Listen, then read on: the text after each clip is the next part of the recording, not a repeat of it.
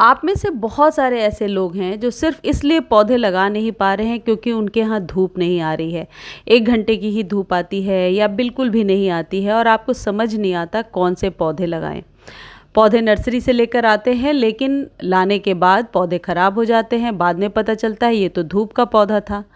तो क्यों ना कुछ ऐसी जानकारी आपके साथ मैं शेयर करूं जिससे बहुत सारे लोगों की मुश्किलें आसान हो जाएंगी। यदि आप ऐसा कोई पौधा या ऐसे पौधे लगाना चाहते हैं जो बिना धूप के सरवाइव कर जाए, सिर्फ खुले आसमान में छोटी सी बालकनी में, जो कि अक्सर मेट्रोपॉलिटन में देखने को मिलता है, छोटी सी बालकनी में भी चल जाएं। ये जो पौधों के नाम मैं आपके साथ शेयर कर रही हूँ और जैसे केयर बता रही हूँ, यदि ऐसे ही आपने किया है तो पौधे कभी ख़राब नहीं होंगे। और ये जो जानकारी है 100% सटीक है। आपको पता ही है कि बहुत सालों से मैं गार्डनिंग के वीडियो शेयर करती हूँ, हमेशा ऑथेंटिक और सही वीडियोस होते हैं। देखिए, सबसे पहला जो पौधा है ये अरेलिया का पौधा है। हालांकि अरेलिया 50 रुपीज़ का ही नर्सरी पर मिलता है, परमानेंट पौधा है और इसके लिए आपको कोई सीज़न के लिए वेट नहीं करना है। साल में 10 महीने तो आसानी से लग जाता है। जुलाई में ये वीडियो देख रहे हैं और आप नर्सरी जा रहे हैं तो जुलाई अगस्त में ही लगा लीजिए। हालांकि कटिंग से भी ग्रो हो जाता है। लेकिन न्यू गार्डनर हैं आप यदि और छोटे कंटेनर में पेड़नुमा आकृति का कोई पौधा लगाना चाहते हैं तो अरेलिया ज़रूर लगा लीजिए। अरेलिया की ये दूसरी वाली वैरायटी है, ये भी पेड़नुमा आकृति ले लेता है। इन पौधों को ऐसी जगह पे रखना है जहाँ पर कि खुला आसमान हो, धूप ज़रूरी नहीं है और पानी कम देना है। सिर्फ ये पौधे पानी की वजह से ही ख़राब होते हैं। वर्मी कंपोस्ट 2-3 महीने पर एक बार इस पौधे को दे दीजिए। बार बार रिपॉट नहीं करना है। यदि बार बार मिट्टी चेंज करते हैं, रिपॉट करते हैं, लोकेशन को चेंज करते हैं तो यकीन मानिए पौधा आपके यहाँ रुकेगा ही नहीं, बहुत जल्दी ख़राब हो जाएगा। इस पौधे को गर्मियों में तेज़ लू से बचा कर रखना है, लेकिन सर्दियों में आप ओपन में रख सकते हैं। और आपके यहाँ यदि धूप नहीं आती है तो फिर एक ही जगह पर रहने दीजिए, ये बढ़ता जाएगा। दूसरा जो पौधा है हम सबका favourite rubber plant, air purifying plant है। ये तो आपको पता ही है, घर के अंदर और बाहर की शोभा बढ़ाता है। छोटा भी घर है और छोटी सी भी लिविंग रूम है तो आप इसको रख सकते हैं घर के अंदर। बस ये ध्यान रखना है कि पत्तियों को नॉर्मल वाटर से क्लीन करना है। मॉनसून का सीज़न और स्प्रिंग का सीज़न इस पौधे के लिए बहुत फेवरेबल है। रोज रोज नई नई पत्तियां निकल कर के आती हैं, जैसे इसमें दिख रहा है। इसमें 2-3 वेराइटीज़ अभी आपको नर्सरी पर मिलेंगी। 100 से लेकर 150 रुपीज़ तक में मिल जाएंगी। जैसे ये आप देख रहे हैं रबर प्लांट की बड़ी वाली वैरायटी है और इसके पहले जो दिखाया वो छोटी पत्तियों वाली वैरायटी है। हालांकि रबर प्लांट कटिंग से बहुत आसानी से ग्रो हो जाता है, लेकिन यदि आप न्यू गार्डनर हैं तो मैं आपको सजेस्ट करूंगी कि आप नर्सरी से ले लीजिए। ये पौधे तब तक ख़राब नहीं होंगे जब तक आप इसमें लगातार रोज़ पानी ना भरेंगे। बहुत आसानी से चलते हैं ये पौधे। दूसरा जो पौधा है ये है पोथोस। मनी प्लांट की इस वैरायटी को एंजॉय पोथोस के नाम से जाना जाता है और ये कटिंग से बहुत आसानी से लगता है। हालांकि ये पौधा थोड़ा कॉस्टली ही आता है, 50-100 रुपीज़ का ही आपको नर्सरी पर मिलेगा। तो इसको एक बार यदि घर लेकर आते हैं तो मल्टीपल तरीके से लगा सकते हैं। जैसे छोटी बालकनी है तो हैंगिंग बास्केट में लटका दिया।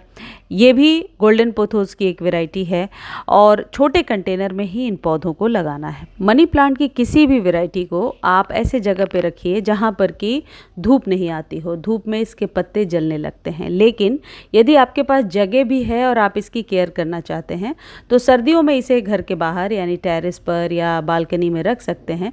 लेकिन गर्मी में मई जून तक इसे, या जुलाई में भी यदि धूप तेज़ है तो इसे आप सेमी शेड एरिया में रखिए और ऐसे जगह पे रखिए जहाँ पर इसके पत्तों पर गर्म हवा या एसी की हवा या कूलर की हवा ना लगे। बहुत आसानी से कटिंग से ग्रो होने वाला पौधा है, सबका लोकप्रिय पौधा भी है, एयर प्यूरिफाइंग प्लांट है और मोस्ट इम्पॉर्टेंटली ज़्यादा केयर भी नहीं करना पड़ता है। वही लिफी पौधों के लिए जो वर्मी कंपोस्ट या फिर आप घर में जो किचन कंपोस्ट वगैरह बनाकर देते हैं वही देते जाइए। 2-3 महीने पर चाय पत्ती डाल दीजिए।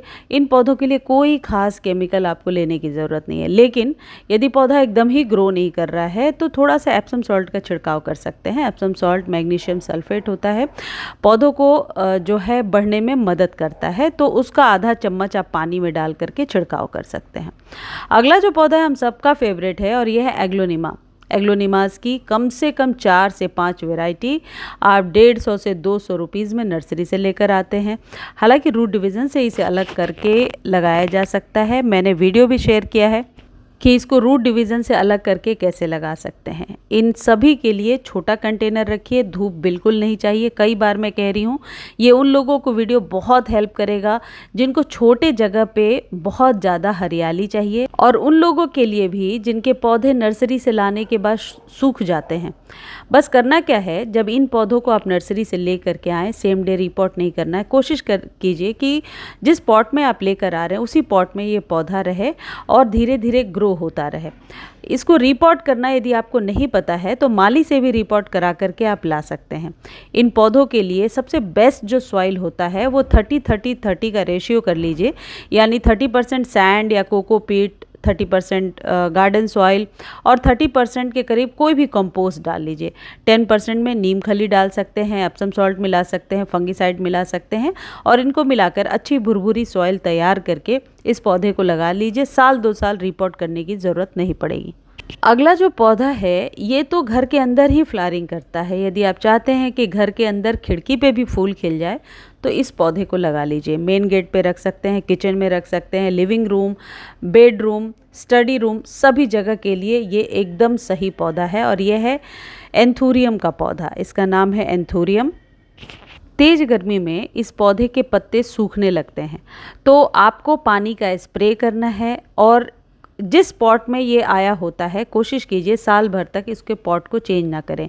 ये पौधा हमेशा नर्सरी में पॉट में ही मिलता है, कभी भी ब्लैक वाली पन्नी में नहीं मिलता। ला करके बस ऐसे ही रखिए इसे अपने किसी डेकोरेटिव कंटेनर के साथ, जैसे मैंने रखा है, और साल 2 साल इसे ऐसे ही रहने दीजिए। बस एक चीज़ का ध्यान रखना है, इसके फूल जब पुराने हो जाते हैं और आपको लगता है जल रहे हैं, ख़राब हो रहे हैं, डिस्कलर हो रहे हैं, तो उसे आप कट करके हटा दीजिए। इसके लिए प्रो टिप है कि बार बार इसके कंटेनर को चेंज नहीं करना है। खाद एक ही तरीके की हमेशा देना है, वो है वर्मी कंपोस्ट या फिर लीफ कंपोस्ट। इस पौधे को धूप के संपर्क में बिल्कुल भी नहीं रखना है। थोड़ी भी धूप इस पौधे को लगती है तो ये पौधा एकदम ख़राब हो जाता है। अगला जो पौधा है वो है जीजी प्लांट, हम सबका फेवरेट। देखिए गर्मियों में इसके पत्ते ऐसे सूख गए थे, लेकिन सही केयर करने से न्यू लीफ बहुत जल्दी निकल कर के आ जाती है। और इसके ग्रोथ का टाइम है ये मॉनसून सीज़न। फैब में भी ये बहुत अच्छा ग्रो करता है, फैब मार्च में। सिर्फ थोड़ा शांत रहता है, दिसंबर में डोरमेंट रहता है, उस समय ग्रोथ नहीं होती है।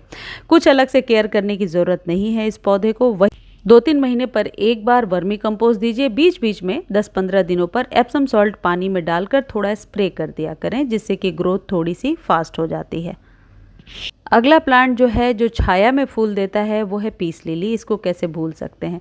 पीस लिली के बारे में तो बहुत लोगों को पता भी होगा। छोटे कंटेनर में आसानी से फ्लावरिंग करता रहता है। यदि आपको लग रहा है कि गर्मियों में पीस लिली का पौधा खराब हो गया था या फिर पत्तियां बहुत रूखी बेजान सी हो गई थी, तो जब न्यू लीव्स आने लगे तो पुरानी पत्तियों को कट करके हटा दीजिए, लेकिन पौधे को रिपोर्ट ना करें। ये पौधा बहुत हार्डी प्लांट है, ये चलता ही रहता है। और इसमें सिर्फ 10 से 15 दिनों पर ह्यूमिक एसिड वाली खाद दे दें। 1 चम्मच ह्यूमिक एसिड पानी में डालिए और इसकी जड़ों में डाल दीजिए। इससे आप देखेंगे इस तरीके से न्यू शूट्स बहुत जल्दी आने लगी हैं। मेरा पौधा भी गर्मियों में ख़राब हो रहा था, लेकिन मैं टेंशन फ्री थी क्योंकि मुझे पता है कि नए पत्ते इसमें बहुत जल्दी निकल कर के आएंगे इसी मॉनसून में। पुराने पत्तों को मैं जल्दी नहीं हटाती हूँ क्योंकि प्रकाश संश्लेषण की क्रिया के लिए पत्तों का होना ज़रूरी है। तो यदि एक पतली सी स्टिक आप छोड़ेंगे और पत्तों को काट कर हटा देंगे तो वो पौधा तो वैसे भी सर्वाइव नहीं करेगा। तो पत्ते जल गए हो या जो भी हो, पौधे में रहने दीजिए जब तक कि new leaves are not coming out, जब तक कि न्यू लीव्स नहीं आ जा रही हैं। ये जो ह्यूमिक एसिड है ये पीस लिली पर बहुत ही बढ़िया काम करता है। किसी भी पौधे में आप ये दे सकते हैं। पीस लिली के पौधे को ऐसे जगह पे आप प्लेस करेंगे जहाँ पर कि हवा ज़रूर क्रॉस करती हो, यानी मिट्टी सूखे इतनी हवा ज़रूर आती है। यानी ऐसे किसी बालकनी में जहाँ पर आप खड़े हों तो आपको लगे कि हाँ हवा तो चल रही है यहाँ पर, ऐसे जगह पे इसे रखना होता है। पीस लिली को 6 इंच के कंटेनर में आसानी से सालों साल आप ग्रो कर सकते हैं। देखिए ये वही पौधा है, गर्मियों में एकदम जल गया था लेकिन अब ये वापस हरा भरा हो गया है। यदि बार बार रिपोर्ट आप नहीं करेंगे तो ये पौधा बहुत ही घना हो जाता है। रिपोर्ट करने से पौधे के मरने के चांसेस ज़्यादा होते हैं। तो इस पौधे को अभी आप खरीद करके लगा सकते हैं। देखिए शेड में जो पौधे उगते हैं उनकी लिस्ट तो बहुत ही लंबी है, लेकिन जुलाई अगस्त में कौन कौन से पौधे अभी लगा सकते हैं वो लिस्ट मैं आपके साथ शेयर कर रही हूँ।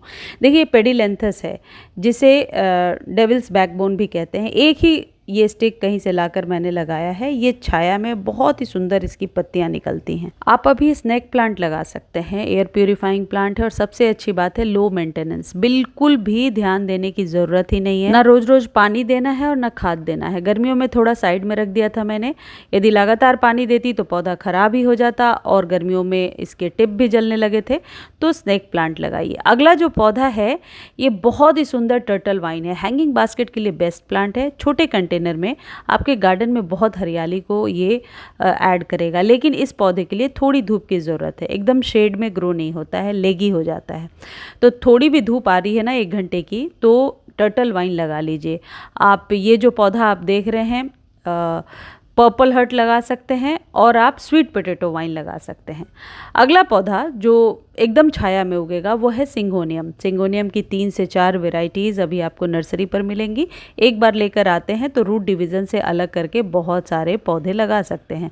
तो सिंगोनियम का पौधा अभी लेकर आ सकते हैं। गर्मियों में जो पौधे ख़राब हो रहे थे ना, अभी मानसून में सारे अच्छे होने लगे हैं, सभी नई नई पत्तियाँ आने लगी हैं।